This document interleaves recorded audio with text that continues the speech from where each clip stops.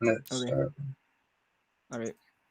Okay, so hey guys, today is Friday, the last day of the camp, and we'll just go over the things we've done over the week. And if you guys don't understand some of the stuff we already did, just make sure you guys check out the recordings that are in the camp virtual hub.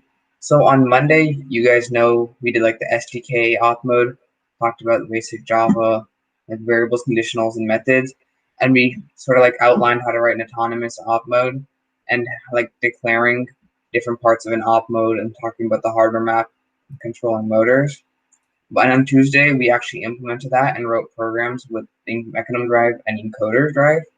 So with the mechanisms, we went into a lot of detail about the concept of it, how the forces work, which make the robot move, and the math that goes with it. And we wrote a simple encoder program, which allows us to use the encoders that are already built into the motor and program them. And if you guys don't know, encoders are very good to use, especially at a beginner level, because they're more accurate than time-based, and they actually use ticks per revolution instead of just the power that's given to them. And Nihar, if you want to talk about what we did on Wednesday? Yeah, sure. So, yeah, you guys remember what happened on Wednesday, but we basically just, we talked about the different options you can go with for, detecting the starter stack height. And then we went in depth into OpenCV and creating a starter stack detector, which you can really use on your robot.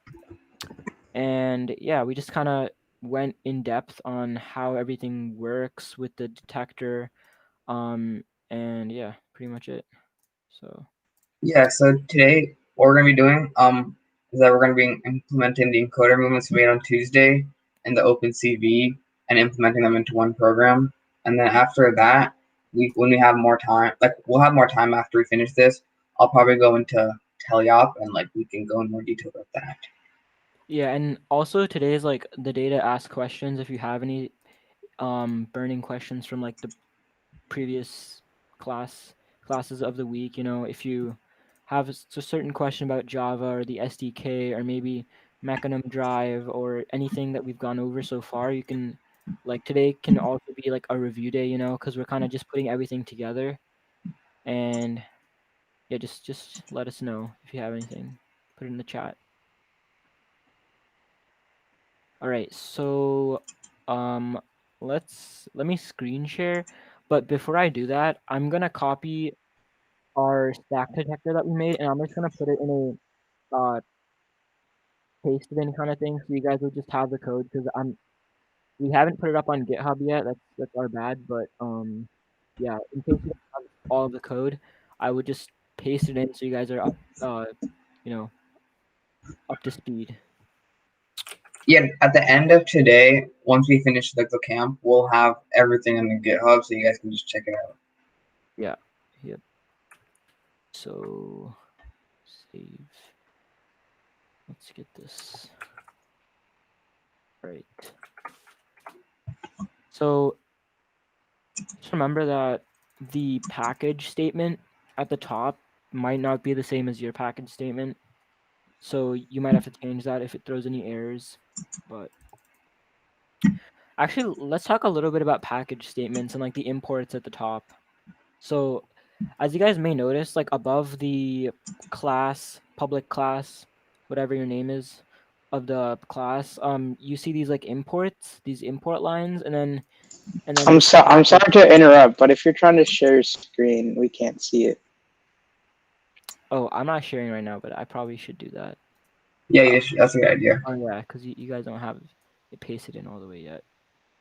But yeah, let's do that. So so we have this class right here, this class definition that we're doing, and then you see these imports and then this package statement at the top. So just you guys may be like a little, you might overlook it when you're creating your classes and your op modes and all that stuff, but they're pretty important. And if you guys have ever used like Python or a language like that, then um you might see it just be like import numpy or import just something like that. And basically what these imports are is they're just saying I want to use a class outside of this class and I want to use things from it. So For example, we have this import org opencv.core.core, and basically it's saying I want to use the opencv core class. And as you see, we've used where is it? We've used core.extract channel. And that is from one of these imports, most likely this one, since it's from the actual core class that we're using. And then we've used the mat or an image, as we like to think about it. And as we see, we've used them around here right from the start. And it's being referred from this import statement. So basically, imports allow you to it allows you to use code from different classes. So for example, we had someone talk about having your hardware variables in a separate class just to make everything cleaner. So one of your import statements might be importing that class, and it would just be like import org.firstinspires.ftc.teamcode dot and then your class name. So that's just an And example. another thing that's good with Android Studio is that these imports usually come automatically when you type in, like if you're trying to get something from a class, instead of typing out the whole import, usually if you just type the code you want, it'll prompt you to ask like, do you want to import this? And if you just like usually click like Alt Enter, it'll already enter it for you. So that's a good thing with Android Studio. So you don't really need to worry about getting the imports yourself. They're usually automatic with Android Studio. And then so after we've or before these imports, we have this package statement, and basically all that's saying is this class is inside of the org.firstinspires.ftc.teamcode package, and a package is basically just think about it as like a folder, so a folder where you can keep code, and inside of this package, so the team code package is where we write all of our code, right? And that's where it's going to be compiled. So we can actually create another package inside of it. So you can go on that package, right click new, and then package, and you can just call that. Say you wanted to store all of your teleop code in that, so you can just type in teleop, or actually we actually use lowercase letters, so teleop, like that. And then you just have this little package right here, and you can just right click on that and then create a new class, and then there would be it'd be like a nested package inside of this one. So it's just a little bit of information about like Android Studio and imports. Pretty cool. All right, so most of you guys probably will have your stack detector pasted into Android Studio, and let's actually create an autonomous program using this. So let's create a new class, or actually, do we want to create a new class, or do we just want to use it from this op mode? Are you gonna implement right now? Yeah, actually, we can just do it in this stack detector op mode right here. We'll just do it in here. So yeah, let's get started. So what we're going to be doing now is creating a autonomous to drive to a certain spot with a wobbly goal. So just assume that you've held a wobbly goal in your robot somehow, and we've now detected which ring that we have, and we want to drive somewhere. So we have all of this like phone OpenCV code in this op mode. What do we have to do to, you know, get our hardware from our robot and all that stuff? Can someone tell me what the first step we'd want to do is to do that?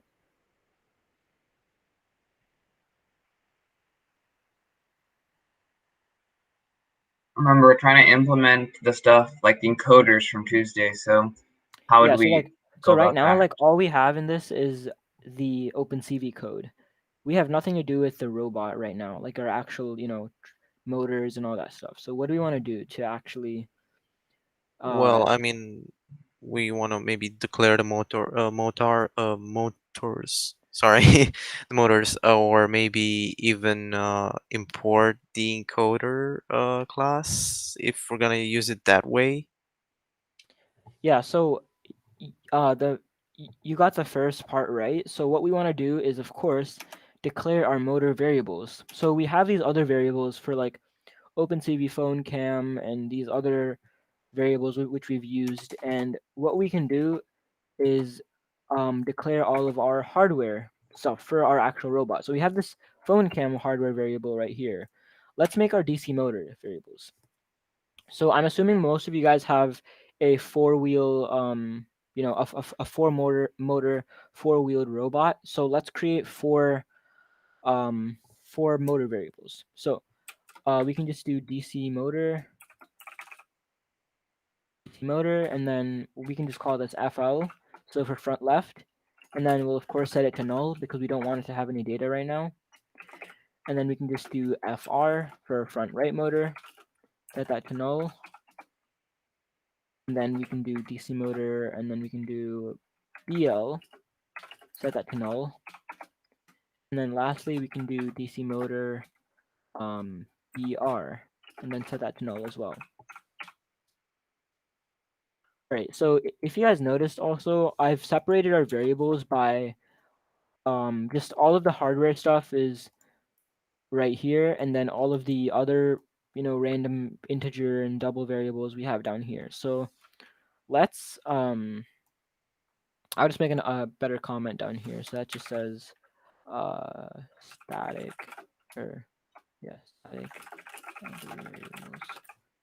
And we'll just And if you guys don't realize, something that we're going to be doing is taking a lot of the code that we made on Tuesday, like the methods itself, and implementing that here, because in the end, we want both these to work together. So you can't just have parts of both. You're going to need to use almost everything from all of it. So like if you have the encoder drive, like the testing encoders method, class with you, like just make sure you're able to copy it into the stack detector.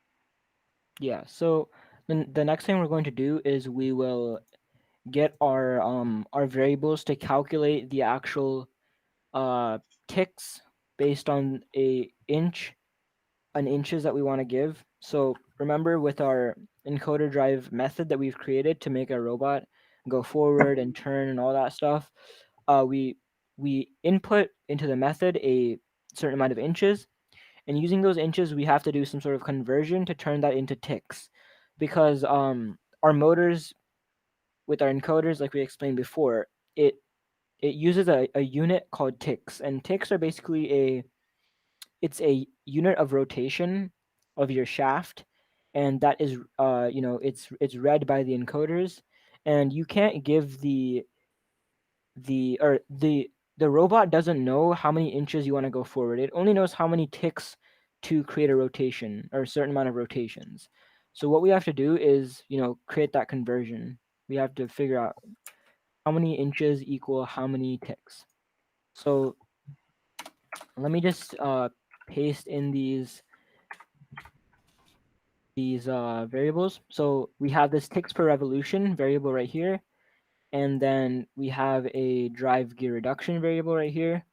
We have a wheel diameter per inches, and then we have a counts per inch variable, and that's just that just means ticks per inch. So we can probably rename that to ticks per inch, but I'll just do that right now actually.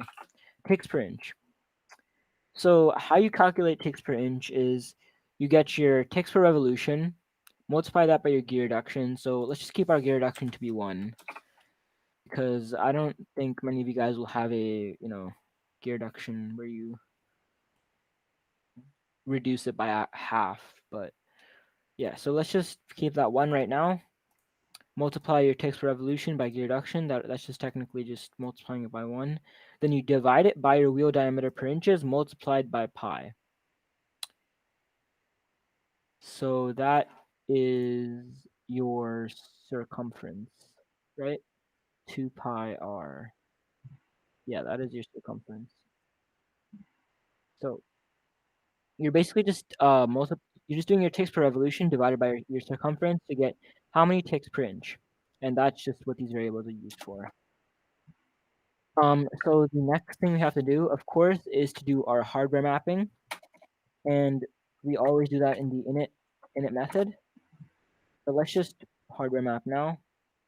We can get our phone. Actually, honestly, we could do our phone hardware mapping as well in the init method, but we won't do that right now.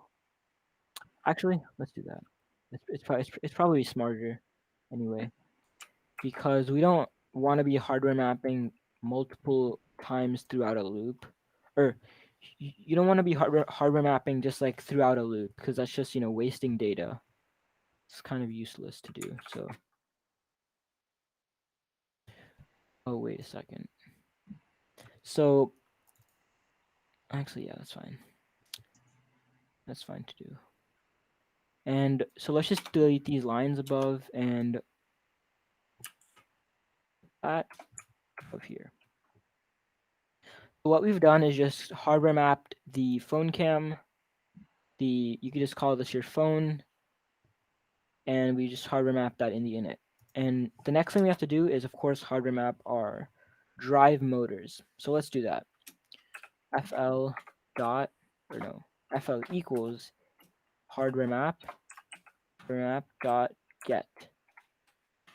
And we want to pass in our hardware class. So we're doing a DC motor right here. So we have to do DC motor dot class. And the second parameter is going to be your device name. And just keep it simple. Just have it be the same name as your actual motor. Wait, Nihar, do you just want to like copy stuff from testing encoders? Because like we went over this like on Tuesday, so like Yeah. unless you want to go over it again. I mean, we've pretty much done this every single day, hardware mapping. So I think you guys get the idea of it.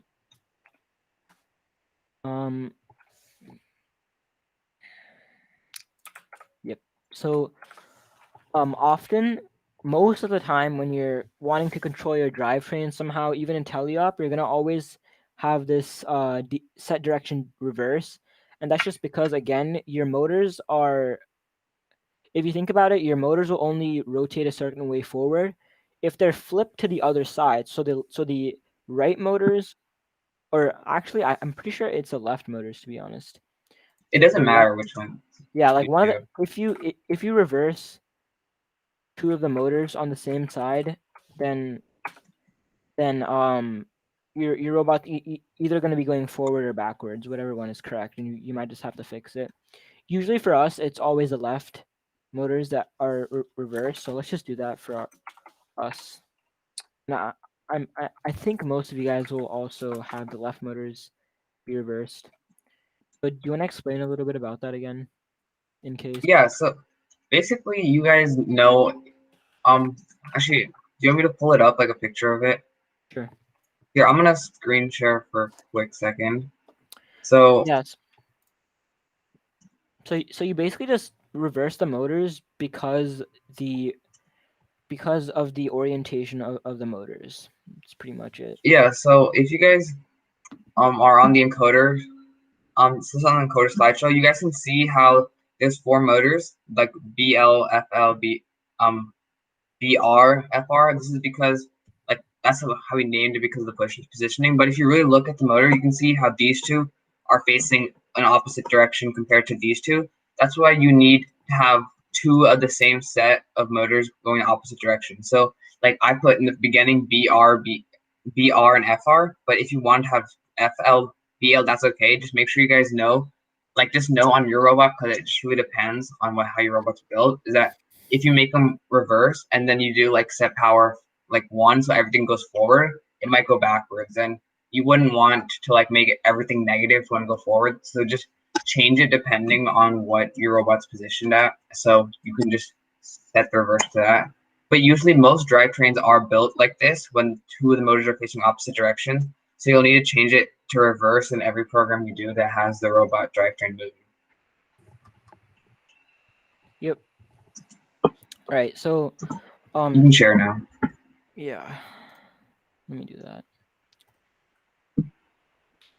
So we did kind of skip over the stop and reset encoders, and basically all that does is it just resets any encoder values associated, like after the motors have have rotated, the shaft has rotated, it's gonna have a certain amount of ticks associated with the motor. So it's gonna say I've gone this many ticks. And at the beginning of the program, you just want to reset that to 0 because, of course, we haven't gone on any distance yet. So, of course, this init loop, this detection occurs during the init period.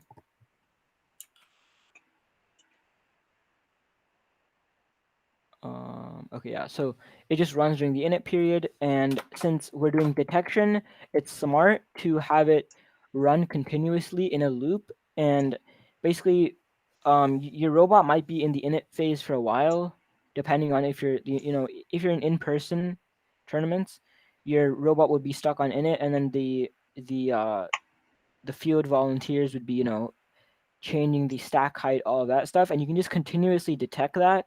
So when you're about to start your match, you're already gonna know what stack height you're at. So it just really helps. You can run this code during the start, but just know that your programs or your actual movement will be delayed. So until the actual value is something that's not null, like some until the actual value of your stack height is not null, then the robot won't do anything. And yeah, just adds an unnecessary weight in your actual autonomous. So let's actually just put a comment above and let's just say detecting starter stack height. So the next thing that we need is going to be our encoder drive and strafe drive variable or strafe drive methods, and I'm gonna copy these and send these in a file as well. And yeah, Nikhil, do you just want to like explain what the method does briefly while I put it in a paste bin thing? Which method? The Encoder encoder drive? drive, yeah, just how it works again, just so Uh, you remember. yeah. Wait. Should I just screen share my thing? Wait. That's Or fine. like. Just explain. Okay, so basically, let me pull it up just so I can reference it to myself. So yeah, the encoder drive method, this is the encoder, this is the method that makes the robot move forward and backwards. This is gonna be like what you're gonna be programming with the most, calling this method all the time. So basically the arguments that are in it is the speed, left inches, and the right inches. So the way you type it when you actually put it into run is that like you'll have your encoder drive, and then in parentheses you're gonna have three separate like numbers. One of them is going to be the speed, which will go from 0 to 1. And that's why you want to have these all doubled because they're going to be decimals. And then left inches and right inches will be the amount of inches you want the robot to move. That's pretty self-explanatory. It's like the overall gist of it, like the first half of this method just basically talks about how you get the number. So basically, when you plug in your left and right inches, it goes through a formula, which equals like the new left front target or the new right front target or the new right back target, and like for all four of those. And when you plug in that number, the formula basically goes like it's the inches multiplied by the counts per inch plus the current position. And then so that current position is basically where you are at the moment. So then when you add those all together, it'll know how far it has to run. And so the way we make it run is basically using a run to position. And like when you use a run to position, it's basically showing, like I have comments in here. So if you guys want to see these like on your own after this video, feel free to do that. But like it basically talks about like how this robot will run to that position and it's going to stop once it gets there. So that's why we need the new left front target, because it basically shows the amount of distance you need to move, and that run to position moves the robot, and the set power gives it the amount of power that it needs. And once you finish, you need to have it to set power 0 so it stops moving. And you do two different commands which will make the encoder stop. Thus run using encoders. So which basically just brings up the fact that it's run using encoders. So this will stop the run to position. It'll just stop everything else, but it'll still run using encoders. And the command that'll basically reset all of the encoders is called stop and reset encoders. You might remember that we do this in the very beginning of our program during initialization. That's because we also want to reset everything so there's no data in the encoders whatsoever. And the reason we do this at the end of the method is because every time we call the method, there's going to be new numbers. So we want it to reset and just be 0. So every time we do different movement, it'll just start from 0 and go there. And it won't add up and accumulate. So it's not going to be some huge number at the end. And it's just going to mess with your autonomous. That's the reason we need that. And that's how we like stop it. So we can use it encoder method over and over again. Yeah. So Nihar, so okay. basically all I did was I added these two methods, and remember, you're not allowed to define a method inside of another method that you're defining. So you have to put it inside of the class, but not not in one of these in loop or init loop or any of these.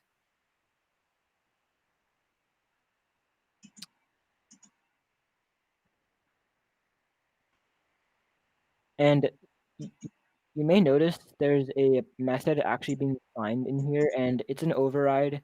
So that's fine since it's going to be called by the outside class will do that.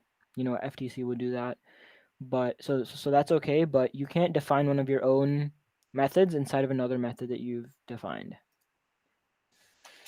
And I changed these variables here because it said counts per inch before, but just to make it easier, we'll say ticks per inch, and you can just change these in both methods. So we'll just wait for you guys to do that if you haven't done that already. Do we have any questions so far?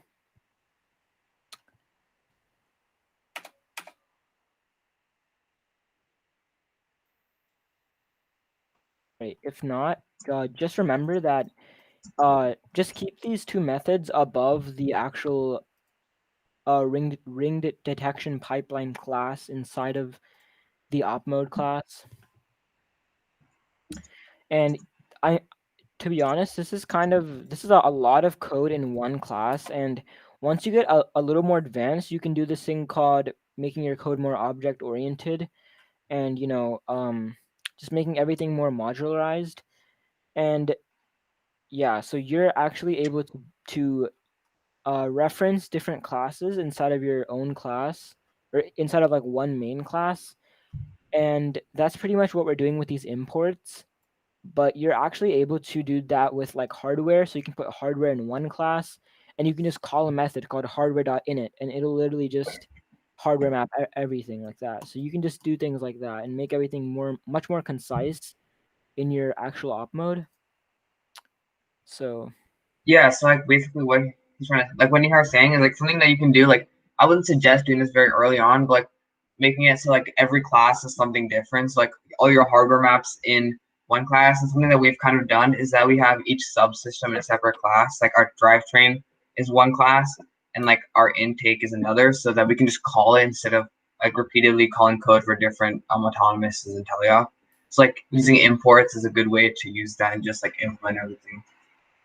yeah, so like for example, like if you wanted to, instead of having these giant like encoder drive definitions in this op mode, you can just literally have it in a different class for drivetrain, and then instead of calling your encoder drive by itself, you can just do drivetrain.encoder drive, and it'll know that it's associated with drivetrain if I have a class, and then it'll just run that code. So it's pretty cool, but it requires knowledge of object-oriented concepts like knowing what a class is, what an object is, constructors, all of that stuff. All right, so let's go into the actual loop section of this. So we have this if ring count equals 1, if ring count equals 4, and else. So basically, ring count will be updated in this method or in this init loop period. So ring count is just going to be the final value that it will be given. So it'll be equal to something based on this detection. So of course, it'll either be 1, 4, or 0. And we don't have an else if ring count equals 0 because we're just assuming that the only other value it'll be is 0. And we didn't really go over this too much with if statements, but you can kind of understand it by the English. And it's if, so we have this if ring count equals 1, this code will be ran. Else if, so if this case is not true, so maybe if it's 4, then it'll go into this case. So it'll check, is the ring count equal to 4? And if it is, then do this. And then else just means if it's neither of these two cases, then do this. So else, so if ring count was somehow equal to 10, it'll still go into this else. So that's just something to remember. And let me actually pull up a skystone field really quickly. Let's do that. And then, or not skystone, sorry, ultimate goal field. And then we can probably draw on Paint 3D, and we'll be able to kind of show the path that we want to do. I'll be able to explain of what we can probably do. So ultimate goal field.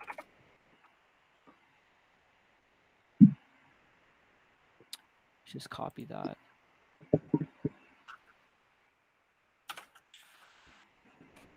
So, do any of you guys have an autonomous already made for your robot, or have an idea of how you want to do it? Not really, not yet. Not yet. All right. Yeah, I mean, for us, like, we just kind of have an idea of, like, we have a decent idea of what we want to do, and yeah, so it's kind of helpful to have an idea before the robot is built, just so after it's built, you can just kind of get started working on it. So let's just see if I can import a image really quickly. Desktop index. Right. Yeah, so while he's getting that set up, a good thing that I don't know if you need how I mentioned this, but like good thing to do beforehand is like detail like how you want your autonomous to go, because if you incorporate like if you don't know what you're gonna be doing in autonomous, there's no reason to like start programming, because sometimes when you like draw out your map, there's some things you don't need, like because if you do need sensors or something, you'd want to know beforehand, because those are very important and it's like a little difficult to program depending on what you're trying to do. So like knowing your path and knowing what type of like electronics or like things you need for autonomous are important. And that's like one of the first things we did when the season came out, is to like decide how we're going to do autonomous and like what we need for it. Like it's also a good way to like help your team structure, because if they need to build things that'll help you with autonomous, it's good that they do that first. Like for example, like a wobble goal, though that's more important for you compared to like I don't know, getting like a perfect shooter, which might not be used in autonomous as much compared to wobble goal. So just being able to like know what you need at what time is important, just for like time efficiency and things like that. So and knowing what you're capable of, because in this year's autonomous release, there's a lot of different things you can do, like shooting or putting the wobble goals. So knowing what your team's capable of and trying to achieve that, instead of just trying to go for everything at once and in the end not being able to get anything. So just know what your skills are and like be honest, like if you guys can get certain things, and that'll lead you a long way into the season, which is very good. You guys will be able to get a lot done. All right. So let's just assume that our robot is at this, or let's just assume we're here, right? So let me just draw a little rectangle or square to say that we have a robot, and we'll just put that like right there. All right. And then we'll make that color like, no, we'll make it like red. Purple. Okay. And then let's get that little kind of thick like that. And that we can just signify that as our robot starting point. So assuming that, okay, let's make a path for if it's one ring. And let's assume that we already have our wobble goal attached to our whatever our claw or our gripper for it is. And yeah, let's say what do we want to do from here? What's the first step in scoring points? What would be the first step that you want to do? Well, I guess you can do different things, but like, do Yeah. you just want to tell them like wobble goal? I guess. Oh yeah. So yeah. So I mean, obviously, you can do things in different orders and like whatever order you want to do, but usually there's always one strategy that's I don't know. This year I feel like there's a lot of things you can do. Like yeah, I guess, but pretty much the first thing you want to do if you have your wobble goal is to drop it off in the yeah, spot. So let's do that. And Nikhil, where does the one ring wobble goes um, go? in the middle, it's like 014. Here? Yeah. 014, like that. I'm 99% sure. I'll double check, but just go with that for now. Okay, so let's just like I'll just do that and then make that color. So let's just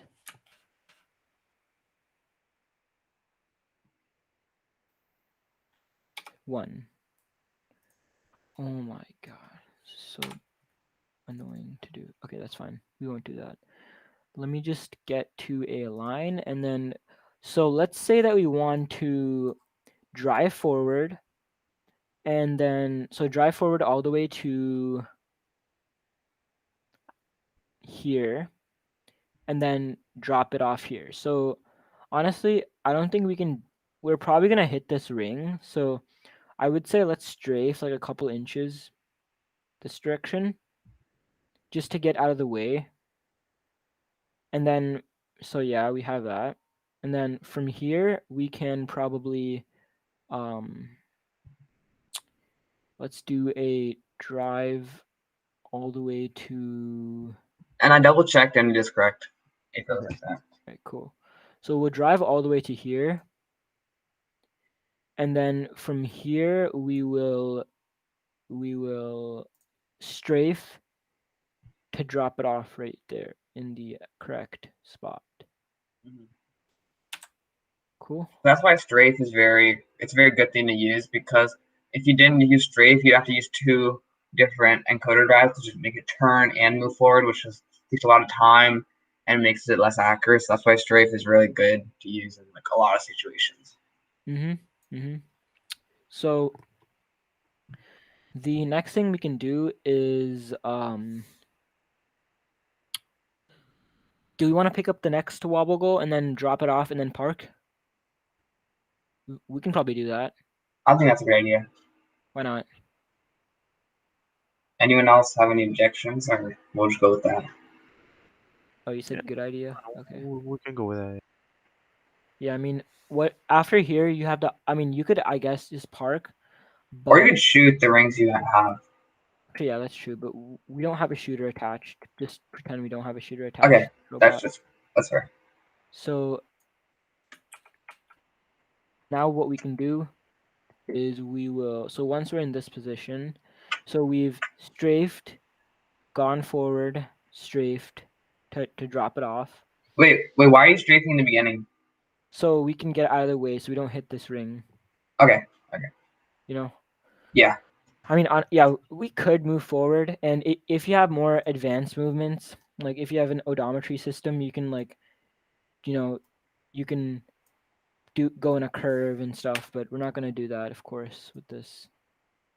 No, we could we could spline like this. That's actually what we're gonna do, but that leads to inaccuracies, of course. So we will not Yeah, do so that. just do, yeah.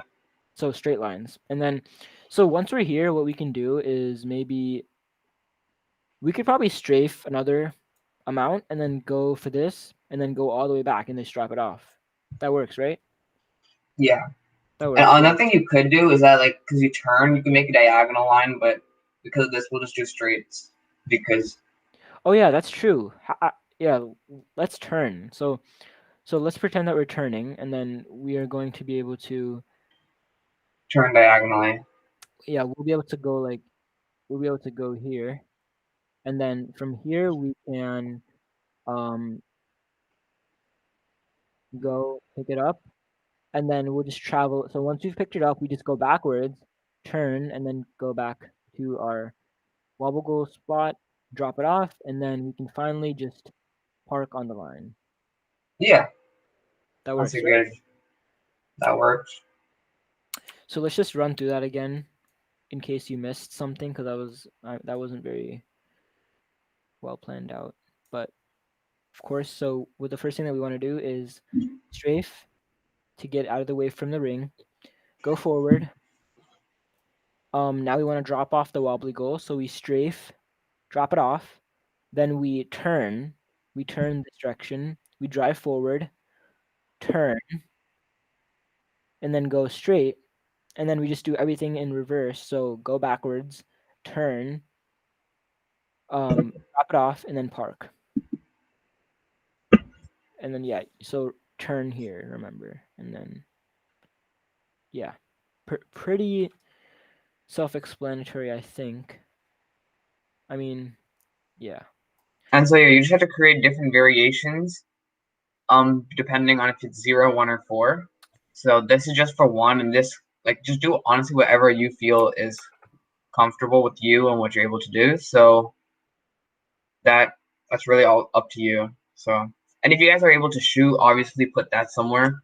So just do it. Yeah, so it's really all up to you, honestly. Yeah, but like this is just kind of an explanation of a potential path you could do if you wanted to. And you should be able to expand upon this, do your own stuff like shooting at one point, like maybe after you've reached this or after you've dropped off the wobbly goal, you might be able to move backwards, shoot, and then go for the second wobbly goal. And yeah, that's kind of when detection comes into place because you'll never know which box has to go into. So that's why you should detect what type of ring it is. Because if it has 4, then you need to put it in the corner. But if it has 0, you would put it right in the one that's closest to you. So knowing, like being able to detect it accurately is very important because I'm pretty sure if you put it into the wrong goal, you don't get any points for that. All right, so let me just put this on the side so I have a reference to this. I should actually just send this to you guys as well. We'll just save this. Oh shoot. Here, are you gonna like do the whole path or just do like some of it, and then they'll understand. Actually, we can do the whole path just to explain. How you do turns, all that stuff. So Okay. the first thing that we want to do is strafe.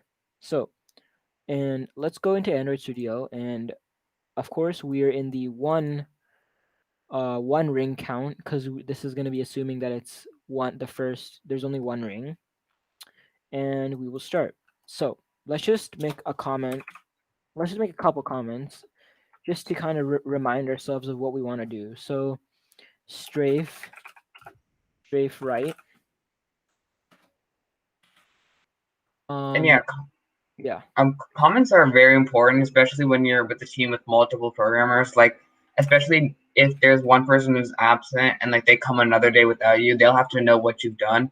And like having comments for every single movement is just very easy to see. Like if you see something go wrong, you'll know exactly where it is by just looking at the comments. And I feel like commenting almost everything is very good, and like it's good for like every single purpose you could think of. Like for engineering notebook, others who don't know how like the code looks, they'll be see it through the comments. And for other programmers, they'll know each different movement, and it's just a really good idea to comment every single thing. Mm-hmm. All right, so we have the strafe right, and we want to call our strafe method. So strafe drive. I personally recommend that you strafe at a slow speed because the optimal direction of a mechanism drivetrain is going to be actually forward. So the strafing is going to be less accurate just because there's room for slippage with the bearings and all that stuff, and you're moving the motors like against each other. So that just leads to a bit of slipping, and um the most accurate you can be is at a short distance and at a low speed. So if we keep the speed lower, then that will mean that we're going to be more accurate than we would have been if it was higher, of course. But that that I just like to keep my strafe drives always pretty slow. So let's just put that at 0.3. Let's just assume that we're at a 20-to-1 drivetrain, and that's decently fast. I think most teams should be pretty good with 20-to-1, and Mhm. it's a pretty good speed for a mechanism drivetrain. So left inches, we'll say that since we want to go in an equal motion and exactly to the right, we have to keep our left inches and right inches the same since we don't want to do any diagonal movements or anything. So we'll keep that. We'll just say that this is around maybe 7 inches, Nikhil. Well, if a whole square is 20, a whole match 24, just stay like 12 because you're going about half the 12. distance. Oh yeah, that's true. That's true. So we'll say 12 inches for the. Or wait, where do we need our negatives, Nikhil? Well, it really depends on how you program your robot and which one you do reverse. Just go with one of them. Okay. If we're going to go right, make the left negative. Okay. That's how it worked for us at least. So last year. So we'll make left inches negative 12, and then right inches 12. Right. So this will strafe to the right. And remember to follow along if you can. That'll just, keep this kind of interactive. And if you have any questions about some of the movements we've done, just please let us know. Okay, so the strafe drive function, we programmed this the day that we did our encoder drive function as well. Do you want me to And explain the difference? yeah, you can explain it, I guess. Okay, wait, so do you want to go to the strafe drive where we made that change? Mm-hmm. So basically the strafe drive function, it's exactly the same as the encoder, but something that we do is that if you go to like line 160 like the set target positions you see Nihar's highlighting it. You see the negatives on the F, R, and BL. This basically flips all motion of the wheels. So when they say it goes forward, it actually goes backwards. So this is because every time you want to do a strafe, the diagonal wheels have to go opposite directions. And because we make these opposite, that's what it really does. So that's basically what the strafe drive function is. And there's like a slideshow that goes over a lot of the math. But Mm-hmm. that's how we make it. That's how we differentiate from the encoder drive. Because in the encoder drive function, those are all positive, and so when you want it to go straight, it'll all go straight. But in this, if you say you want to go straight, it'll go sideways. That's why we call this a strafe drive function, because sideways is the strafe motion. And Yeah, Nihar put a, just go to yeah. the link which I sent, and there's a mechanism drive presentation. So I would just recommend just go over that after this camp or after today, if possible, just so you can catch up with the mechanism drive stuff. And it really goes in depth on how the actual forces work with the wheels and how you're able to perform these motions, going left, of course, right, turning, going diagonal, yeah, all of that stuff. So I highly recommend that. And what we're doing here is we're just hard coding the actual negatives, and this encoder drive method is only able to go left and right, and you can make your own method to go in any direction you want. But this is just for the sake of this camp. We don't want to go too complex with it. But we did make Ishan did teach you guys how to make a method in teleop to move in any direction, or arcade drive, you can call that. So yeah. So that's in Tuesday's video. So if you're gonna watch that, we go in a lot of detail about like strafe drive and like encoder drive and all the methods for it. Mm-hmm. All right. So moving on. After we have strafed, what's the next step? We want to go forward, and we can use our old encoder drive method. And that in encoder drive, we could rename this really to just forward, backward, or something like that. But we will just call this encoder drive for now.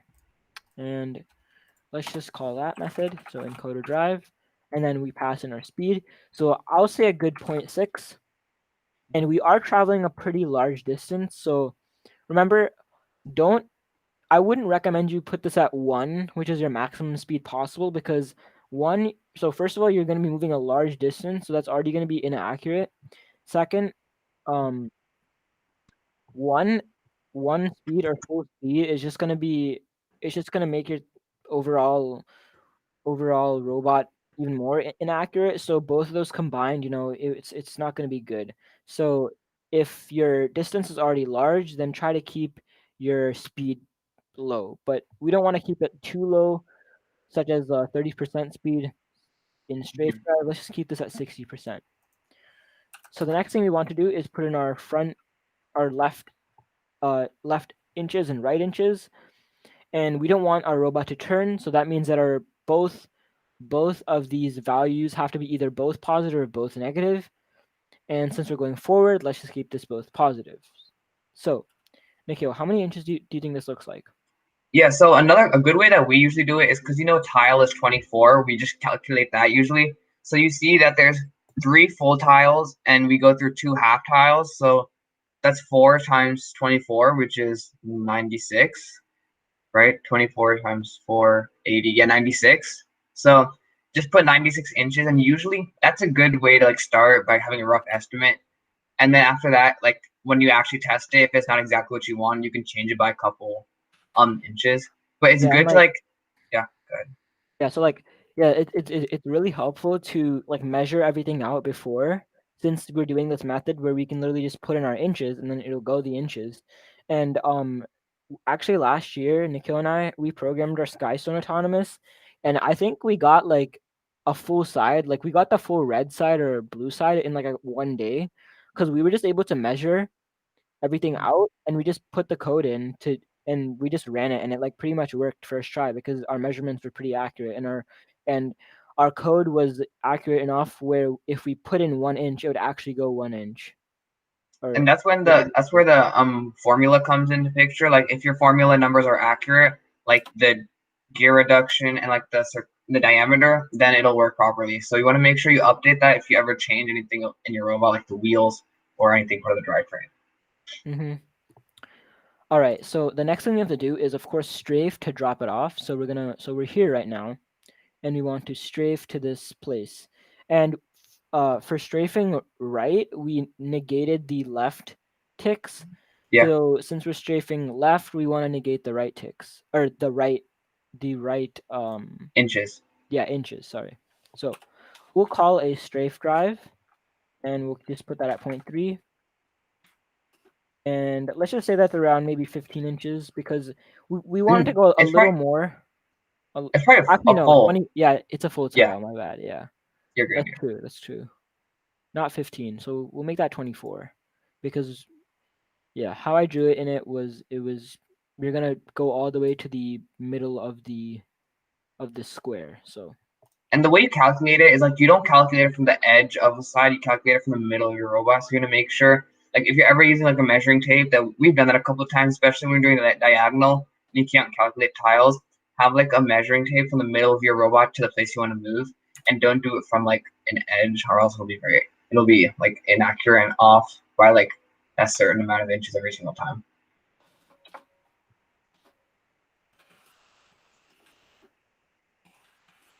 so I'll just put a comment here. This is just uh move your servos or whatever you're using to drop off the wobbly goal. We can probably go over that towards the end, but I think for now it's fine because now you guys Yeah. have the documentation, so you can understand and figure out which method is used to control servos, which is the set positions method.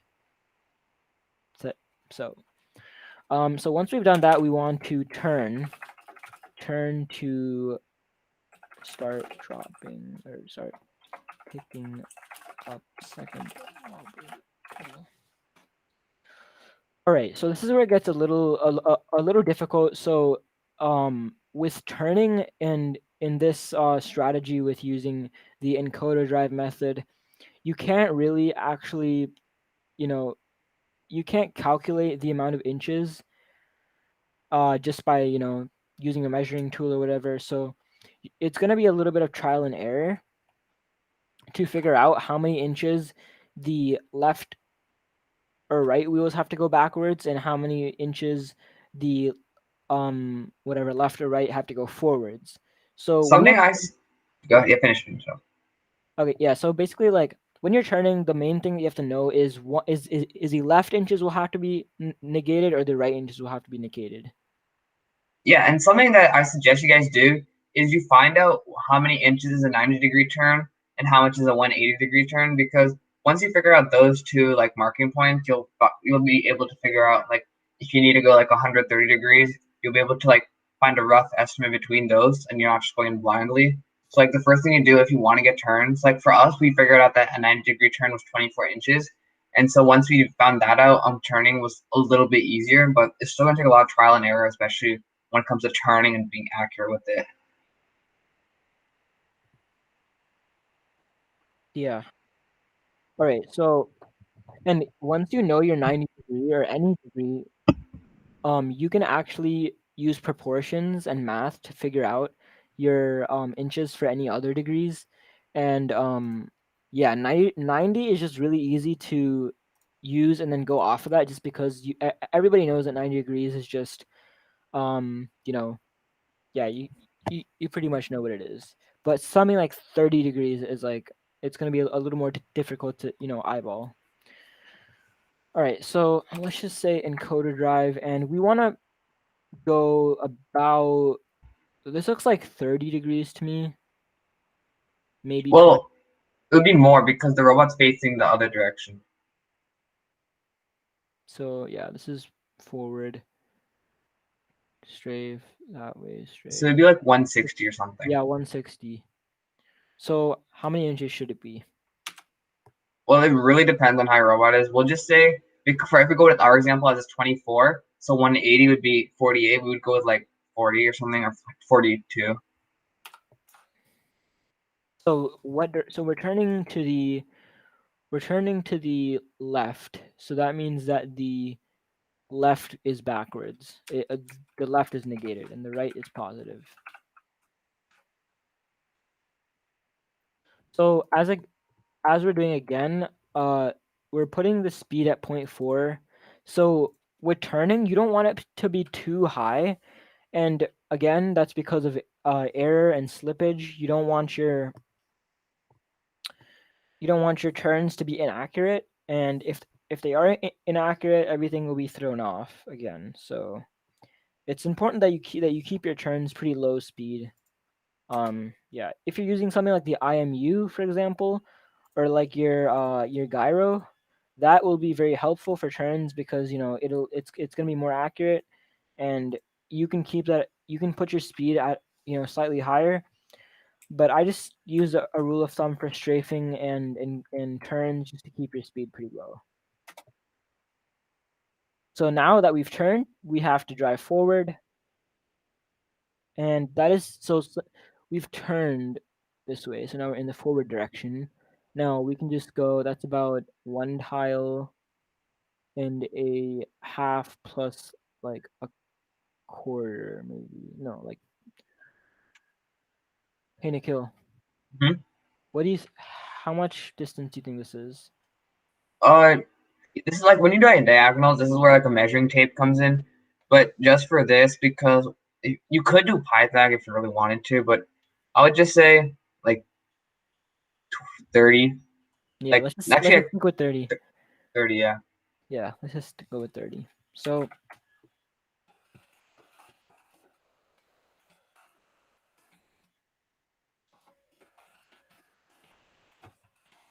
encoder drive. Speed, we can just keep this at like 0.6. Inches, we'll do 30, 30, and yeah, that's it. And just one small thing, Android Studio is pretty nice with methods, and it gives you these little labels for the arguments or the parameters that you're passing in. So we know this is speed, we know this is left inches, right inches, all that stuff. All right, so now that we're here, we're at this midpoint. We need to turn again in order to drive straight and pick up the the wobbly goal. So let's do that. Let's do a turn again. Turn to drive.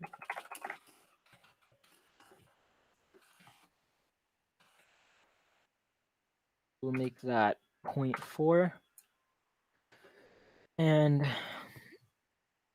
that's about like 20, maybe 15 degrees. So we'll say that's around maybe 6 inches. So we're turning to the left again. So remember, negate the left inches. So we'll do -6, +6, and then yep, we're good. Finally, we have to drive forward and pick up the wobbly goal. So let's do drive and pick up. For drive, we'll make this 0.6. And then that looks like it's around less than 2 tiles. So we'll just say that's about 43 inches.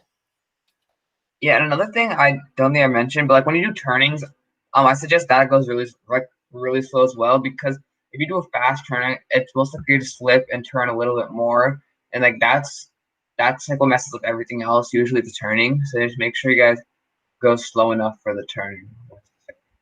But make sure that like if you can do it fast, like you test it and it works consistently, do that. We just maybe because last year our drivetrain wasn't the best it could be. It was a little bit slippery. But if you guys have a good drivetrain that doesn't slip, you guys make it fast if you want to. Just do whatever really works with your team. But we suggest going slow for at least in the beginning. Mm-hmm. So let's say pick our code to pick up wobbly goal.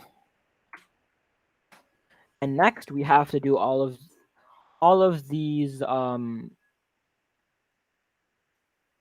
things in reverse. So we have to drive. Let's just say drive backwards. So we don't do any turning or strafing, because what you want to do is you want to minimize the amount of movement that you can do for the different objectives, and that's again due to error and like accuracy. You don't want to be strafing and turning a ton of times in your autonomous, just because it'll create error, and that error will accumulate, and you really don't want that. So instead of doing a full 180 and just going like that, let's just drive backwards from the point we're at. So let's say drive backwards to midpoint. And since we know that's 43 inches, we'll just put 43 inches, but we'll put that in negative because we want to move backwards. Then we want to turn to wobbly, turn to what is that? What is the spot called? Let's just say turn to square. Square to drop off wobbly. And we will, let's just copy that and paste it here, and then let's negate the right side because we're turning in the opposite direction now. And then finally we want to drive forward and drop it off right there. So we can copy that back to the square. And then we can just negate these two values because we're still moving backwards. So finally, we've reached this square again where we drop it off, and we can just say drop off second wobbly goal.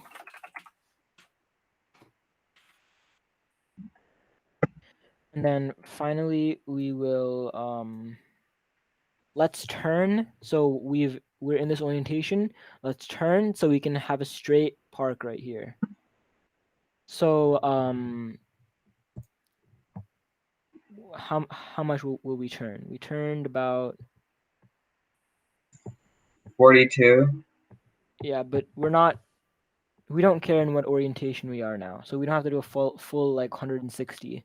We can just drive backwards. Yeah. So just do 20. 20? You sure? We're going like this much. Wait, are you trying? Yeah. So wait. Our position is like this. Oops. Brushes. So our position is like this. Oh my god.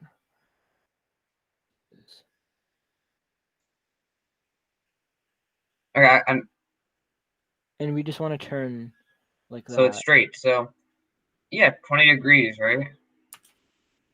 20 degrees, yeah, not 20 inches. Oh, sorry, I was in degrees, yeah. So yeah, if we do 20 degrees, which is how many inches? That's like 10 inches. Like no, that's like 7 inches or something like that. Yeah. That's my bad. Wait, so we've driven to the square and then drop off, and then we have to turn. So turn to park, drive, I'll make that 0.4. And we said it was going to be 7 inches, and we're turning to the right. So negate the right. And then what we can do now is park. And now that we're backwards, we just have to do honestly we could just do this at full speed because we're not doing any more motions after this. And this is going to be pretty much towards the end of the autonomous, and we really don't have that much time left. So let's just say that this is like a full tile, I'd say. So 24. Negative 24. Negative 24. And yeah, that's it. So this is one path for if the ring is at 1. And using this, you can actually easily calculate what it would be for the different spots. So if it was here, if it was here, or if it was here.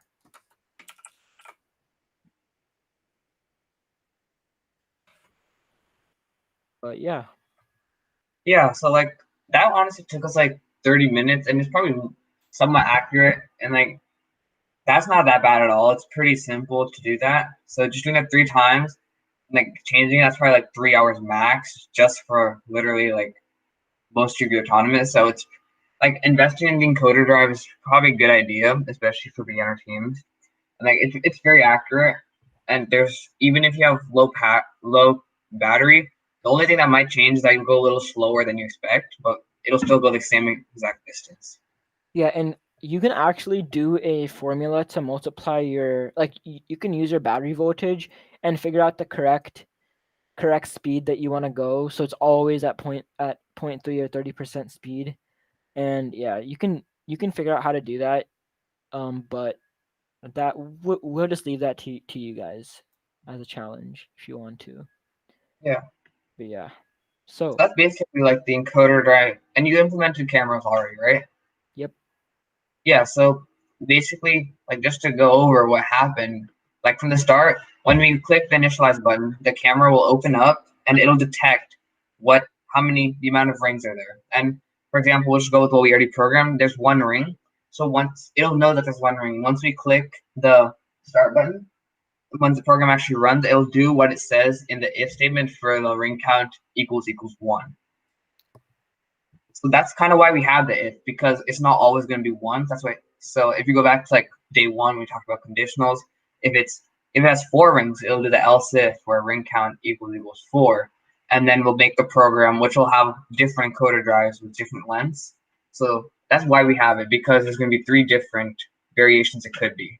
So you want to make sure that it's never static, and there's going to be like a ring count variable there.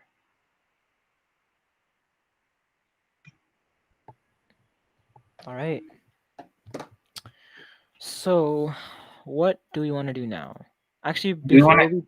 before we Yeah. do that, do you guys have any questions about this? Because I mean, I kind of went a little fast, but I think you guys have a good idea of what these methods do and how you can use them.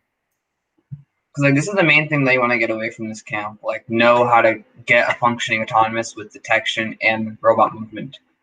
So if you have any questions about any of this, I'm gonna ask, because this is what we worked on for like most of the week, and this is what we expect you guys to understand and like learn. So if you have any questions, ask us, or else we'll move on to something extra that we can do. Well, I mean, it was pretty straightforward, just using the functions that we programmed on Tuesday. Yeah. And something I would suggest, so you don't have like a 300-line program, is to have stack detector and testing encoders 2 different programs, and maybe make a 3rd program that'll like include everything, or use one of the programs and just call another program. Because here everything works in one program, which is perfectly fine as well. So just do whatever makes you comfortable, because if you have an error, you don't want to look through 300 lines of code. You'd rather look through one class with like 150. So it's really up to you if you feel like you want to make it into a separate class and import it. So if no one has any questions, I can talk about how you can do a very basic teleop, like right out of the gateway if you want to just test something. And it Yeah, takes like, actually, here. So here, can I just talk about this page for a second, and yeah, then we yeah, can do talk that about for sure. Teleop? All right. Yeah. So, what we talked about was we went really fast, but it was over all of this basic Java stuff. We didn't go over loops, but they're pretty simple. But everything else is like fundamentals to Java programming. And after methods, after this basic stuff, you come into these Java classes, and you to really understand things like making your code more modularized, all of that stuff, you need to really understand these Java classes and objects. And I recommend you go to this page called w3schools.com, and I can send it in the chat. And if you read through this stuff and go through these different pages, creating a class object, you'll really understand the code that we've written much better, first of all, and then you'll also be able to do more advanced stuff, like making subsystem classes and calling different things from different classes and all that stuff. So it's very helpful. Yeah, and looking through this, W3 Schools is a good website as it helps to just general Java knowledge. So you can, because everything that we use in FTC can be used like anywhere else in programming. So like learning about it in general is a good way to just get more knowledge about it, like overall. Yeah, and like if you guys notice, we have these keywords like public, static, all of that stuff comes into context with classes, because like the keyword public means that the variable it's available to be accessed in all classes in the package, or yeah, and then static in that it's the value is not going to be changed, things like that. It's important to understand things like the keywords and stuff once you get into more advanced stuff like Java classes. All right, so no one has any questions. I think we can go into teleop. It's very simple, and it's like important for you guys to, not important, but it's good if you like if we get this down now, because you guys will be able to understand how you can like do teleop in the future. So I'm gonna share my screen, and I'm just gonna like basically run through how you can do a teleop, and it's like very basic compared to what we just did. So like if you if you don't know how to do teleop, it's a good way to do it. So how do I share my? Give me a second. So if I share my window, discussion, okay. So I'm gonna create a new Java class, and I'm gonna call this teleop practice. No, I'm gonna name it telepractice. Okay. And so we have so we have this program here. So what we're gonna do is first we had to make an annotation that this isn't autonomous. So you want to do teleop, and it's right there. And you want to give this a name. You can see this easier, and I'll name it the same thing that you usually name something. Like you usually name the class. And so we talked about imports. So I want to show you guys something. So you know how we always extend op mode. When I type op mode, you're gonna see that there is this right here, which is an import. So when you actually click enter, this import is actually gonna pop up right there. So yeah, you see how this is there. So that's kind of how imports come automatically. You don't really need to do anything for it. So that's just a good way, like you can show how imports are. And like if you program something like fully, you'll see like at the end there's gonna be so many imports. So we'll get started with this. Wait, is there some?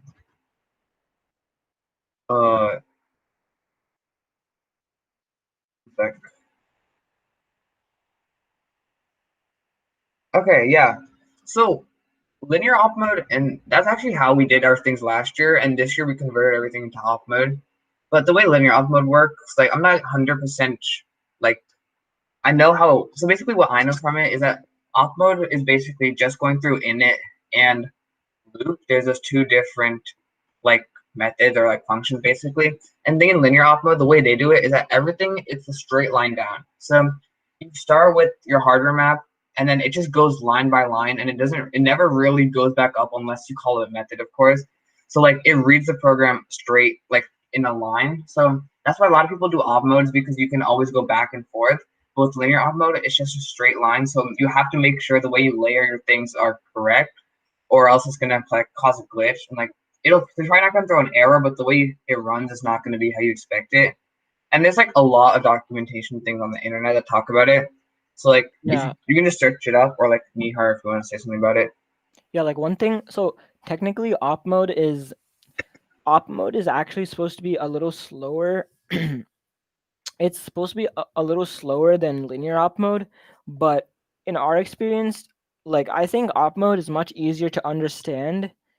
Like a lot of people actually say linear op mode is easier to understand, but you op mode, like the methods are nice. Like it just says init loop. You know it's gonna go through init and then loop. It'll loop through when your start button is pressed, and that just makes it easier for you guys to understand. But if you want to use linear op mode, definitely go for it. And we use linear op mode, but honestly, if I was starting off, I would probably use op mode just because of the it's very easy to understand. So Yeah, completely. Like the linear op mode, like it's there because we saw a tutorial on it and we just followed it. But like if you actually want to understand what you're writing, op mode is much better because this is basically like the outline for a whole op mode in it and loop, and like it's very easy to understand this way. Because in linear op mode, there's like a while op mode is active, which sort of considers like a loop, but like the way you write this is so basic, and this is how you're gonna start every program. So we'll get started with writing teleop. I'm not going to type out everything because some parts are redundant. Like we know how hardware map works. So I'm just going to copy this. You guys know how this is. And I'm actually going to copy some other things as well that we use in for this teleop. This is all from last year's. And as you see here, this is how, I don't think we've gone over this, but this is how you basically do a hardware map for servo. It's the exact same thing, but instead of saying DC motor, you call it servo, which is basic. It's just self-explanatory. And so you also want to use the hardware map. I'm going to copy this as well because this is all stuff we've done many times. So this is the hardware map. Same thing for motors, all right here. And for servos, this is actually how you do servos. It's because there's a servo class, just like there's a DC motor class. So there is no different whatsoever with servos. And does someone want to tell me, because we have motors of a drivetrain, what do we want to do for it to work? We talked about this multiple times. So like, what do we want to add in order for our drivetrain motors to proper function, like to function properly? Reverse the left motors. Yeah, but we're actually going to reverse the right motors. It doesn't really matter because we're not actually going to run this. And another thing, you want to make sure that this isn't just for drivetrain motors. Like just if any two motors that are going to be used for the same thing are opposite. Like we had a pulley last year, which you needed two motors. I mean, not a pulley, sorry, or intake. They were facing opposite directions, and they're facing the same direction actually. Sorry, but the way you want intake is that you want them to both go like this, so they intake instead of, because if you do both of them at the same position, they'll both rotate like this, and this isn't how you intake. Is that they be opposite? So the way we did that is that we actually made one of our intakes reverse, so that whenever you make it both positive, they'll go the way you want it.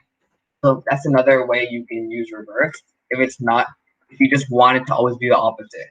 So like an intake, you were probably going to use it this year as well. So make sure you guys remember that instead of every single time making it opposite. So once we get the reverse, oh yeah, I'm going to put the hardware map for the other servos as well. I guess following along, I'm going a little bit fast because this is all the stuff that we've done for the last 2 weeks, and there's no reason to, last week. So I don't want to take some more time to go over it. Yeah, this is basically all the stuff you're going to be doing all the time. It does get kind of annoying when you have to do the hardware map all the time for every single program. That's kind of why we asked, like this year we're making our own class with just the hardware map, because we can just call that and the whole thing's done instead of writing all this code every single time. So now what we're going to be doing is, so you guys all know how teleop works. This is with the controller. So basically, let's take an example here. So okay, so basically what we're going to be doing is, if we go to this year, are you guys all familiar with what last year's challenge was? Does anyone not know what it was? So for people that don't, or like kind of forget, it's basically where you have to put a stone on a stack. So what we're going to be doing right now, programming, is that function where it basically, we have something that's here and it goes over here and places it, sort of like a Ferris wheel. It's called like a V4B. That's what we used last year. So it's going to basically place it. And the way we do this is with servos, obviously. And we control this with the gamepad control. The way you usually do it, these are all in conditional. So you make an if statement. So if, and this is whatever gamepad controller you use. So if you use gamepad1.a for it, or if you use gamepad2. What's it called, D-pad down. So we'll just go very simple and go with gamepad1.a.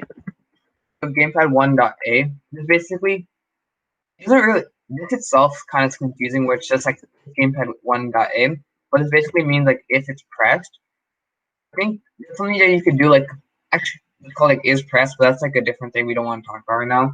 But basically what this conditional is saying is that if gamepad 1 is pressed, it's going to do what's ever listed below, and that's what we're exactly what we want to do. So we want the stone to like we want the stone to be fun, like to move.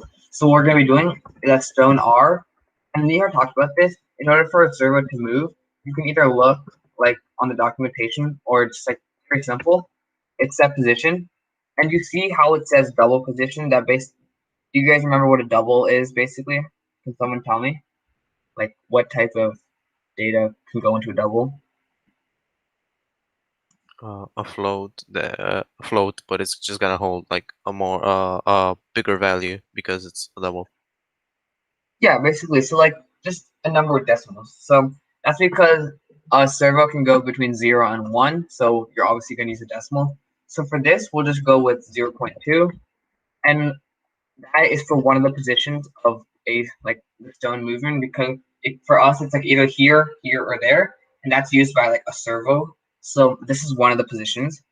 So if gamepad1.a is pressed, the stone R is the name of the servo, as you guys can see, where we hardware mapped it here, and then we initialized it and called it over here. So then we make another statement, because a servo obviously has to move more than once, or else it's not really like fulfilling the purpose of the servo.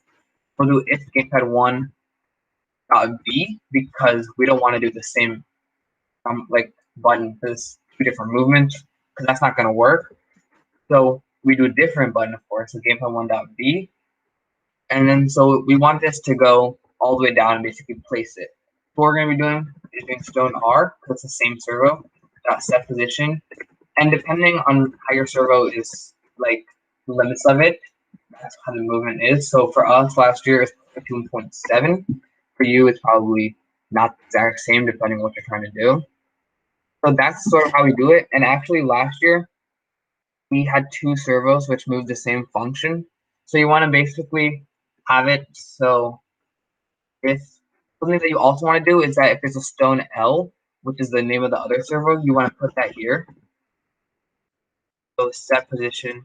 And because the position of this servo is definitely different, you're going to have to like just try out and see what position it actually is. And the servos take a lot of trial and error, and they're pretty annoying trying to figure out how it works. So just like guessing, like, is it 0.5? Oh no, it has to be more. So you do 0.6. Like, oh, that's too much. So then you need to find the middle. It's like 0.55. So it really just depends on what you need. So for this example, I'll just go with 0.6. And then for stone L here, set position,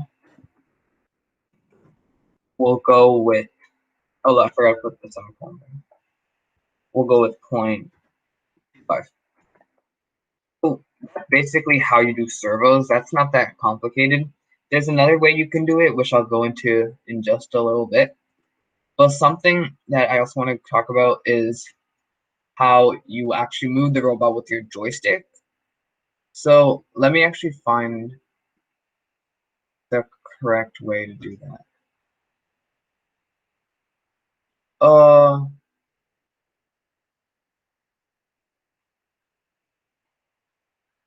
So actually, I think I can just type get it from memory. So this is also sort of the same way. So if gamepad, because there's a lot of different ways your robot can move. Wait. That's why, because our, yeah, Wait, Nihar. what are you trying to do? The- Just move the drivetrain? Yeah, but like the way we did it is like we did it very differently, and I don't want that's like not the way we like. I want to teach it. So like if gamepad one dot left, that's like Y. Wait. Are you just trying to like move like the mechanism drivetrain? Just the Yeah, mechanism code? but I don't want it to be like You don't want, field centric. that's not field centric. Oh, you don't want to be like. Wait, what are you trying to do though? Like, you know how like we had one joystick that moves everything. We just want it. I want it to be very basic, where two, like how we did with our Oh, a practice robot. tank drive? You want to do tank Tank drive, drive? yeah. I want it like that, just for the teaching Okay, purpose. you don't need an if statement. So all you have to do is.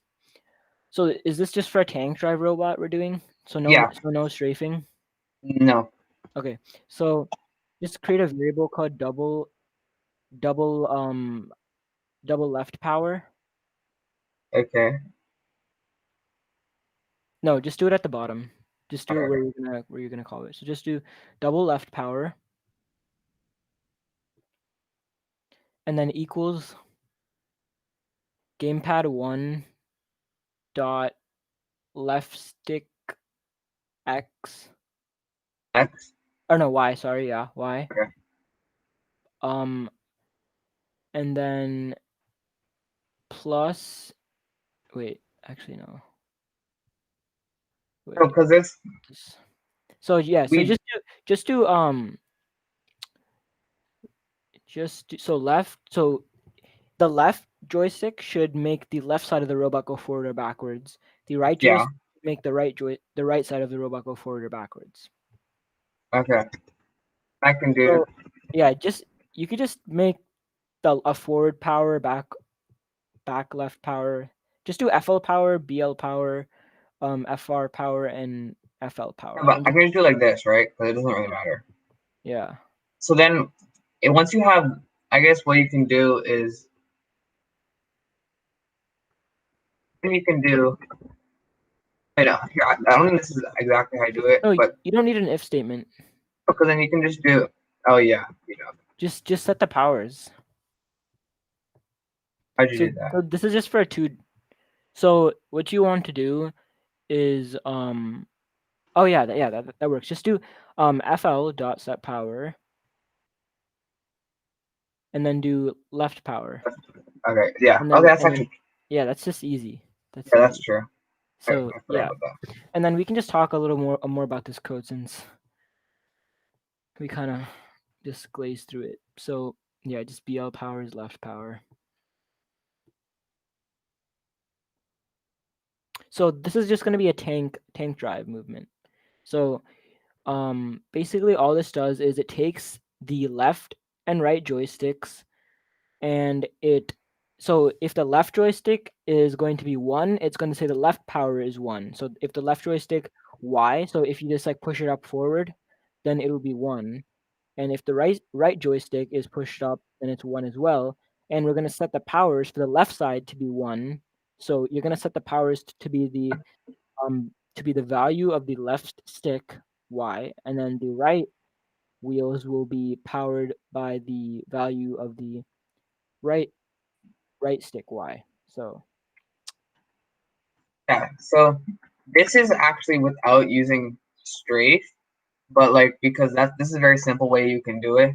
But like if yeah, you because want to like do strafe, you can like try it out yourself. It's not that hard. You just have to like switch it. So no, like as left well, stick X is. we were no. Ishan taught us the code for that. Remember on Oh Tuesday? yeah, yeah, he did. That code. So We'll I just forgot use about that, it. but of course we won't. Let's not use it in this program because Yeah, it's yeah, we're too not gonna confusing. go over that because we already went over that. So if you want to check it out, that's like Wednesday in the very beginning. But yeah, Mm-hmm. this is basically how Nihar mentioned how you can like move the robot and turn. So this is a very good like basic way to start your drivetrain movement just to test how it works. So like yeah, Nihar already explained how it works basically. But set power is very important and like it's a good to know how to use it properly. So this is like the basic way how to get how you can get like movements of a gamepad. But if we want to go, it's like honestly, you could program most of Telyop just with this, like because all you need is motors and servos. And if you need sensors, those aren't too hard to understand. You can search up some stuff, and we got that like in 30 minutes. How to use touch sensors, but something that we like. But if you don't use sensors, you can have different gamepad buttons that'll move different things. But if you're last year, we were actually running out of space. So something that we wanted to try to do is use toggles.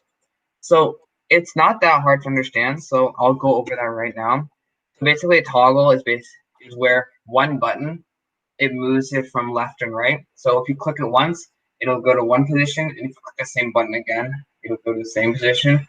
It'll go to the next position. So if you just click, it'll go back and forth, and that basically cuts down like the amount of buttons you need by half. Because instead of using two buttons to go back and forth, you can just use one that'll toggle. So I'm gonna create a wait. Give me 1 second. Let me just make sure I give a good example so you guys won't understand. Where is it? Okay, yeah. So what we're gonna be using here is actually booleans. It's actually not too. We went through booleans, yeah. So booleans are basically if it's true or false. So those are the only two like values it can get. So what we're gonna be doing is creating another conditional as an if statement. So something that we do is if open, this is gonna be a variable that we're actually gonna create and call right now. So this is gonna be a boolean. So that's how you call it. You just name it and then what do you call this? Open. Yeah. And then for this purpose, we're gonna call this one false, and we're gonna create another one as well. And this is actually no, we're not gonna create this. This is not needed for this demonstration. So if we go back to what our program is, so and we went over what equals was. So this is basically equals is basically comparing what two values are. You guys know one equals basically assigns that value to the variable that you're calling. So in this case, if we use open equals false, this basically talks about shows that if open and false are equal. So like if those are equal, it's gonna do what's below. And because we assigned opened as false, this is gonna happen. But actually we want to have so there's two arguments here. So the way this is kind of going in depth, but it's not too hard to understand. You guys can just copy this from the GitHub source code and just figure it out yourselves after if you don't understand my explanation, because it's very easy to do on your own. But if you see how it's opens false, so right now it will run what's below, but we only want this to run if the actual button we're pressing is there. So this is where there's an and. So where's the ampersand? So like and. So this and what is it? Gamepad2.y. We'll just go with gamepad2.a and .b. I should. Oh, that's interesting. But let me check what this error is. Okay, whatever. That'll probably go away. But this basically means. Wait, Nikhil, can I see where you made the boolean? Make sure it's not capital B for boolean. Wait, are you sure it's not? Yeah, it's not. Primitive data types have to be lowercase b. Yeah. Oh wait, then what's a boolean with the? That's just referring to the class. Don't worry about that right now. Just Okay, right. the error will go away, but I'm just making. Yeah. Okay.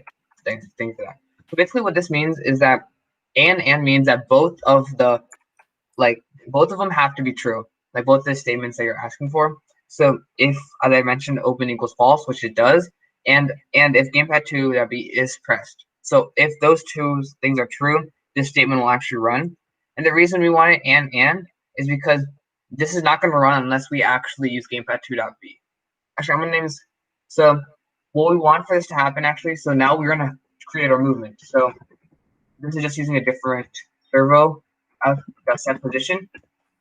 We'll call this 0.6. And then we'll do outtake R because we had two outtake servos just for this. So this really just depends on how your robot's built and if you use and how many servos you actually use for different things. So for this, we use two, and and I'm going to put this at 0.3. These numbers don't matter whatsoever. This is just for. That is it because false is capitalized. And why is It's here. What's the error? Can I see? it says unexpected token. Don't do double equals. I think for booleans you might have to. It's definitely double equals, but okay. Because this is how we did it before and it worked. Okay, let me just write the whole thing. Wait, why is it not in the loop? Is it not in the loop? It is. Oh, yeah. So that is a common mistake because this is the end of the loop, and I put it right outside of it. So it that will makes be sense. running in the loop, yeah. That's something that everyone always forgets. So I'm actually gonna click enter a couple times here, so I'll have enough space to write what I need. So if you ever have a problem like that, just make sure you Oh yeah, remember. someone also put in the chat that it was outside of the loop. Yeah, that's true. Okay, okay. It's not gonna be running even if it. Yeah, that's true. So Okay. Yeah, so then basically what this does is that you are able to see that once it's open, that this happens. So now that, because you want it to not be equal to get out of it. So what you're going to be doing is, right? Yeah. So, okay, so we're going to make open, because we already named this boolean before. We're going to actually name this true. So now that this if statement's not going to run, and that's because we want toggle. So if we had this also false, if we click B again, this is going to run. So now what we're going to be doing is creating another if statement. So if, because now opened is true. So if opened equals true, and you click gamepad2.b again, make sure it's equals. and what you're going to be doing is you're going to be setting it to the other position. The position, because right now that outtake L, outtake R, that actually I'm going to delete outtake R so you guys understand what I'm trying to do. So the servo is at one position right now. And you see here that we have the same button, so we're still using one button for this. Now what we're going to be doing is that we're going to be doing outtake L. We're going to be setting this to another position. We'll do this point one, and point one. But now you see, this is basic. Oh, before we finish, another thing we have to do in order to get back to that second if statement is that we have to make open equal false. And so now, basically, what it's doing is that, because right now when you click the program, it's going to start out as false. So when you, because this is always going to be true, but you want, in order for this conditional to actually run, both of them have to be true, and that's only true when you actually press gamepad2.b. So once that happens, it does this position, and it also makes open true. So when you click it again, this isn't going to run because this is true. So it breaks that conditional, so that's never going to run. But because this is open equals true, which means that if those two things are true, that statement is true, and it is because we already created open is true, and we click gamepad2.b again, that basically means that this statement is not true because both of the statements are true, and as I said before, means that this will only run once both the statements are true. There's another thing that's or, but that's not relevant to this, and we won't need that. But that'll make this position move. And in order to go back to this, you're gonna have to do open false. So something like not more advanced, but something to keep in mind is because open is false, the first position that's going to go to when you click it is here. So like if you need your robot servo to start at a certain position, you want to switch it up and make sure that like the one that's false goes first, or make that true so it'll go in that cycle first. That's basically how you do toggle. It's very simple, and like it goes into a little more programming concepts with the equals and with the and. But like basically what I talked about is mostly all you need to know about it. And that's kind of how you do toggles. And I suggest doing toggles only once you actually know the positions of your robot, because doing this is very easy to test which is correct and which is wrong. And if you like and do this only when necessary. Yeah, and the thing is with like the reason we have to do toggles is because buttons are only true if they're held down, and if you let go they become false. So if you want to move a servo, then you have to hold down the button for it to move all the way, and then you have to let go. So with this you just click it, it'll run it, and then click it again, it'll go back to the other position. And So the one thing is that these aren't super sensitive, so if you click it really fast, it might not always catch every single time you click it. But if you do A and B, it'll know the difference, so it'll go back and forth. But doing toggle, it's like something we wanted to do and took a while to figure out how to get it to work.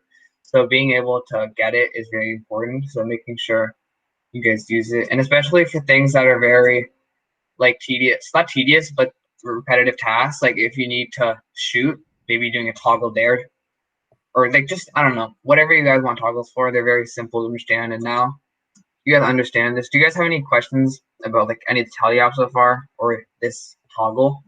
So this is all that what I think I highlighted right now. That's all for one like movement, and it goes into a little more depth of programming. But you can see how we use different topics and how things like the if statement can go through all of programming, and it's very important you guys understand how that works. So you guys have any questions about that? Because I think something I could go into is with like touch sensors about how you do safety switch, which I probably could go into because we have time. But do you guys have any questions over what we just did right now? Do you have any questions about the and? I mean, no, not really. Did you understand what I was talking about like pretty easily? Because I know I was talking pretty fast. Yeah, I personally got it. Did anyone not get it? Wants you to go through like something or like the whole program itself? Because like we have time, so I can go through a lot of it if you want me to. Because like right now we're just doing extra stuff because we finished what we wanted to do for the camp. So if you guys want me to explain something or do another thing because there's something else I could do.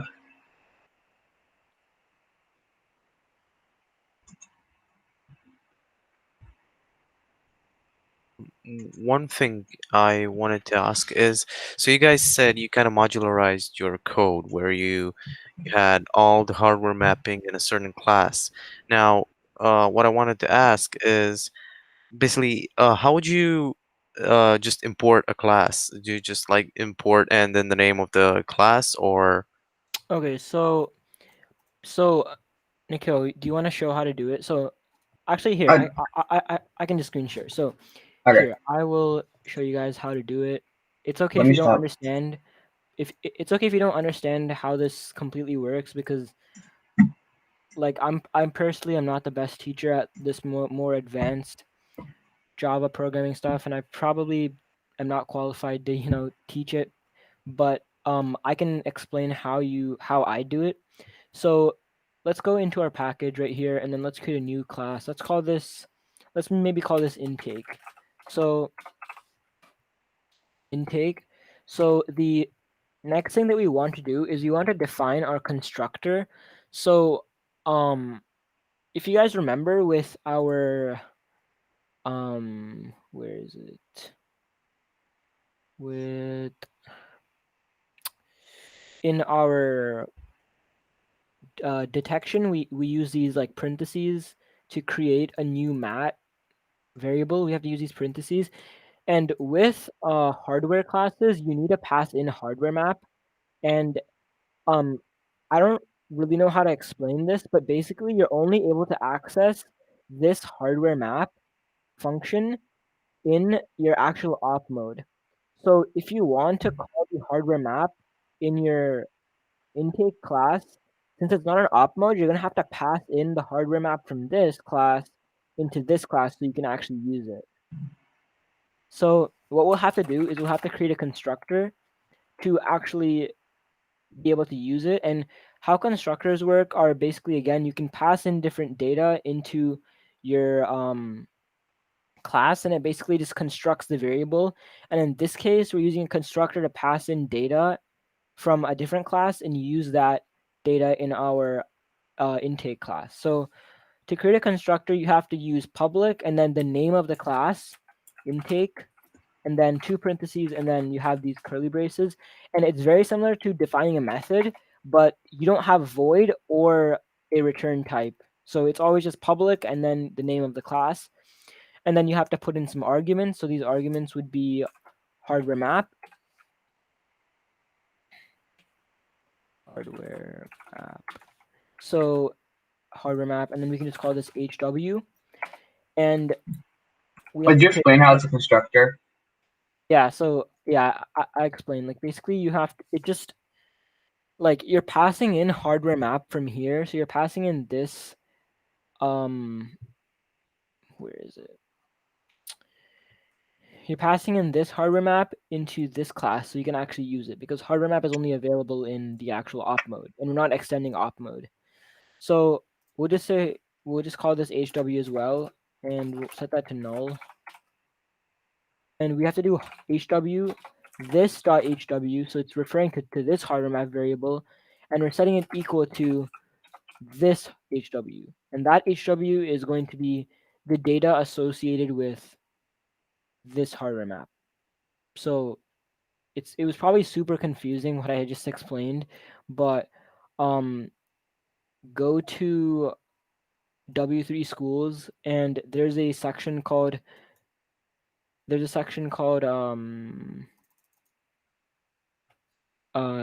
constructors, and it explains more.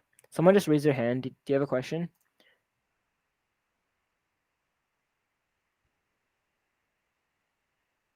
I think it was Luca that raised his hand. It's probably an accident. Okay. Yes, sorry. So it was a mistake. Okay. So we've connected the data from this hardware map from in the op mode to this hardware map, and we've just created another hardware map variable here, but as you can see, it's associated with no data right now. And once we pass it in, it's associated with data. Now with DC motors, you can just call them, so we could just do DC motor, or actually no. You want to, or actually, yeah, we can just do it here. So DC motor, we could just do intake L, DC motor intake R equals null, and then to hardware map them, we have to do intake L, and we set it equal to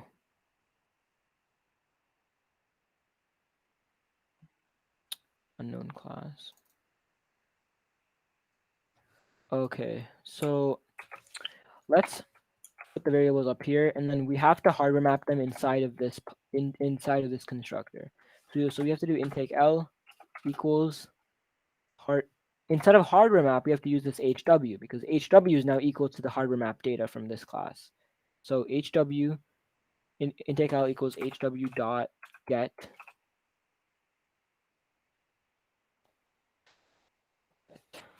DC motor dot class, and then L, and then intake R equals HW dot get DC motor dot class, and then intake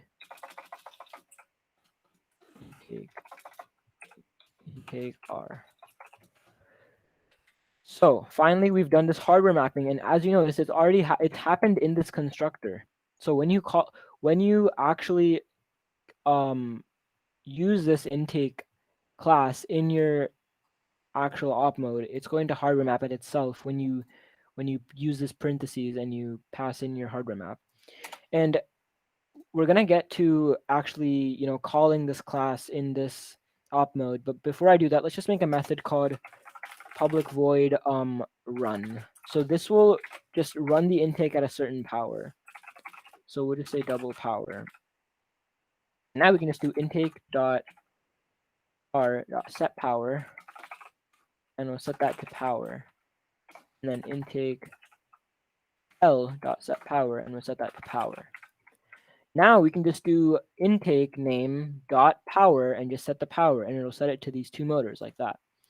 And how we call this method, or this class, or is first of all, we're gonna have to create a new variable of it. So just like these motors, we're gonna create a variable called intake. So intake class. And when you create classes, you're basically making a data type. So this is not a primitive data type. This is a user-defined data type. So we'll call this intake. We'll name this intake, and it equals mu intake. So we're creating a new intake variable, and then we have to pass in something. It's looking for a hardware map, so we'll pass in a hardware map. Just like these hardware maps, we're just gonna pass in that variable itself, and it's gonna and then it's gonna set that data to this hardware map variable we have in this class, but it's set to nothing at the beginning before you actually construct it. And then so that's how you actually call it. That's how you actually you refer to this. And it's not going to import it because this is already from the same package. So if it's in the same package, you don't really have to import it. If it was in this package right here, this teleop package, like we can name this subsystem, and if this intake was in that package, it would actually have to import it. But since it's in the same package, we don't have to do any import stuff. And then now we can just have something where maybe at the end of the auto, we could just do intake dot set power, intake dot run, and then we just put in like 0.5, and it'll run both motors at 0.5. So that is basically how you can make a separate class to hold all of your hardware, and then just do an intake dot run instead of doing intake l dot run or intake l dot set power and then intake r dot set power, and it's all concise into one line. So again, I recommend you go to like W3 schools or any like Java reference and go to the object-oriented programming section and just learn about the stuff like what a constructor is. There's a section of encapsulation, which is it's very similar to what we're doing here. We're basically just encapsulating the data in a different class. And for example, if this class was a private class, or if this class was a protected class, which is another keyword, and that would mean that the user of this op mode would not be able to access what's in this class, and they'll just be able to use the functions but not actually understand what's inside of it. And that's often used in like companies, like if in the professional world, if one company is giving their library to another company to use, many of those classes of that library will be protected, and they'll be private, so you're not going to be able to actually access them, and only the people that have created them can actually view what's inside of the class. Yeah, so I think, yeah, Nihar went over it pretty well. I have nothing else to add, but I think that's all we have really for this week. Time's running out. Yeah. So if no one has, like, if you have any questions, like, let us know. But if you guys don't, I think that's all there is for this week's camp. Thank you guys for coming. Yeah, And thank you guys for actually signing up, because we weren't like when we started this, like we weren't really sure how many people would join, but like we actually had a good amount of people show up, which I'm really happy with. yeah, and if you guys want to go over things we talked about in the beginning of the week, we'll have all 4 videos up by today, and all the slideshows and all of the code will be there. And if you have any questions, just email us. We'll be happy to help you guys anytime. Yeah, like if you have any questions about your code or something, or if something that's not working, like now you guys have us to refer to. So just like shoot us an email or something, and then we'll be happy to like help you guys out if you have something. So Yeah, so if no one has any questions, you guys feel free to go. And for people that are watching recordings, you guys also are able to email us as well for questions. And we're gonna send an email like at the end of today. That'll go over everything. yeah. And yeah, our team does have a GitHub, and we will send a GitHub. I asked him for like our team's GitHub or like the GitHub with all the code for his camp in there. Because I think he's asking for the code. yeah, For this week's code. Yeah, so we're kind of slacking off on that because it's kind of annoying to push code, but yeah, we're gonna put it up on GitHub by tonight, and we'll send the link in an email. So yeah, don't worry so about we'll that. send an email when everything's finalized, and just look at the Camp Virtual Hub. That'll have everything, like with all the videos, slideshows, and GitHub. So just look at that, and yeah, and make if you have our emails, I think it's on the on the Virtual Hub anyway. So just email us with anything. But you guys don't have any questions, you guys can feel free to leave. Thank you guys. Thanks a lot. Honestly, I learned a lot, and Yeah. I'm really looking forward. If you guys have any more camps or anything, just like I really look forward to participating in the future. Um, and one last thing I'm gonna ask, like, do you guys want to exchange Discord like usernames or something? Oh Like, yeah, sure.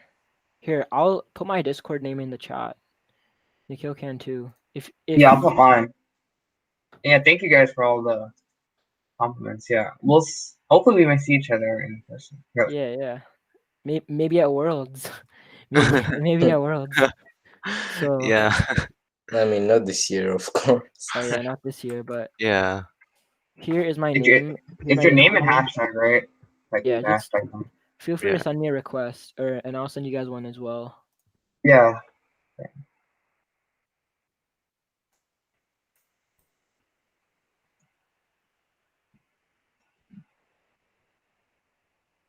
Okay, for people that send it, I'll send you guys a friend request right now.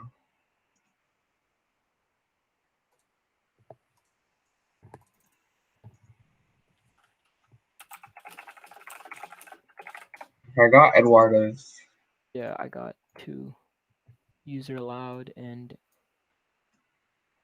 edu. Cool. So, I mean, during winter break or something, if you guys ever want to play something, I mean, I usually play some Siege or some CS:GO. So, if you guys want to play something, just hit me up. Yeah, Oh sure. yeah, Yeah. Wait, can you like copy and paste your username in the chat, Oh please? yeah, yeah, Because I forgot. I I cannot forgot. see Yeah. it. Sorry, oh my yeah. monitor is very low resolution. Also, if you guys are not in the FTC Discord server, I highly recommend. Like even people that don't have Discord, like I highly recommend you get an account and join the server because there's lots of people, much more experienced programmers than us, that are happy to help you guys if you have any problems, or if you just have a question or want to discuss. Like there's lots of like cool people on the server that you can talk to. So highly recommend you join if you're not in it already, for anybody. So where can I find the link to You join put Server. it it? in the chat. Yeah, Oh, I oh put in yeah, the chat. my bad. No, you're good. Yeah. You're good.